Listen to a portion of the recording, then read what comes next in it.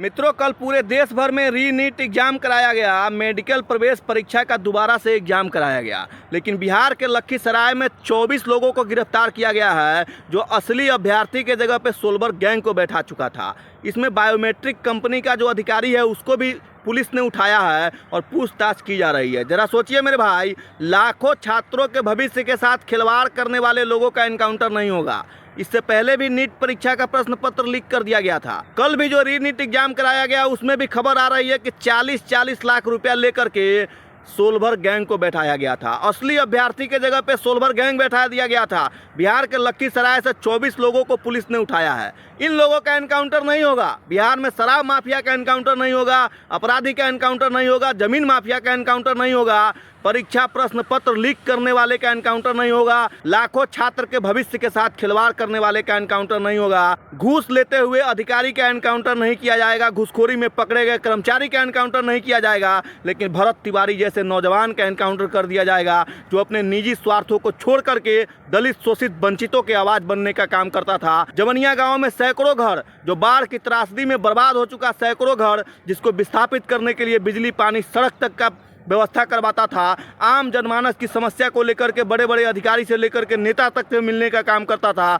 वैसे वीर नौजवानों का एनकाउंटर कर दिया जाएगा। यूं कहिए कि सत्ता के संरक्षण में उसकी हत्या कर दी जाएगी। और इतिहास गवाह है मेरे भाई, चाहे गुलाम भारत हो या फिर आज़ाद भारत हो, जिसने भी सत्ता के छाती पे बैठ करके सवाल पूछने का काम किया है उसको सरकारी गोली का सामना करना ही पड़ा है। और भरत तिवारी सचमुच पागल ही था, जो अपने निजी स्वार्थों को छोड़ करके आम जनमानस की समस्या को लेकर के वो दर बदर भटकता था, बड़े बड़े अधिकारियों के दफ्तर का चक्कर लगाता था, नेताओं से मिलता था। अंत में उसको सरकारी गोली का सामना करना पड़ता है मेरे भाई। लेकिन बिहार को बर्बाद करने वाले लोगों का एनकाउंटर नहीं होता है। हजारों करोड़ों का जो पुल बनाता है वो पुल साल 2 साल में ही गिर जाता है। वैसे भ्रष्ट अधिकारी, भ्रष्ट इंजीनियर का एनकाउंटर नहीं होता है। घूस लेने वाले अधिकारियों का एनकाउंटर नहीं होता है। घूसखोरी करने वाले कर्मचारियों का एनकाउंटर नहीं होता है। दारू माफिया का एनकाउंटर नहीं होता है। जमीन माफिया का एनकाउंटर नहीं होता है। दुष्कर्म करने वाले दरिंदे का एनकाउंटर नहीं होता है।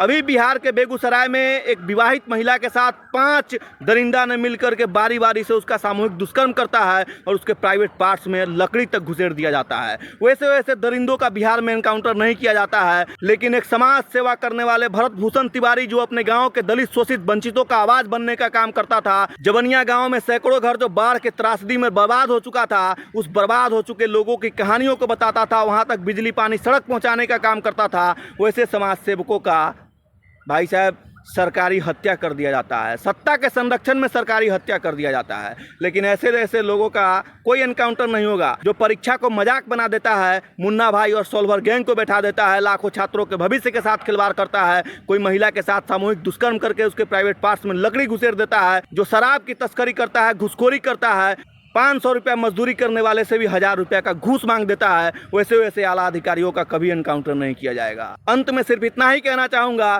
कि नमन करते हैं उस माता पिता को जिसने भरत तिवारी जैसे वीर जवाज को जन्म दिया। और भरत तिवारी एक नाम नहीं है, एक सोच बन चुका है।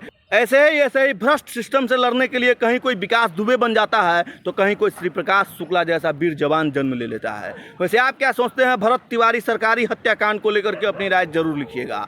जिस भरत तिवारी को सत्ता के संरक्षण में सरकारी हत्या कर दिया गया, उसको लेकर के आप क्या सोचते हैं? अपनी राय जरूर लिखिएगा। जय सिया राम।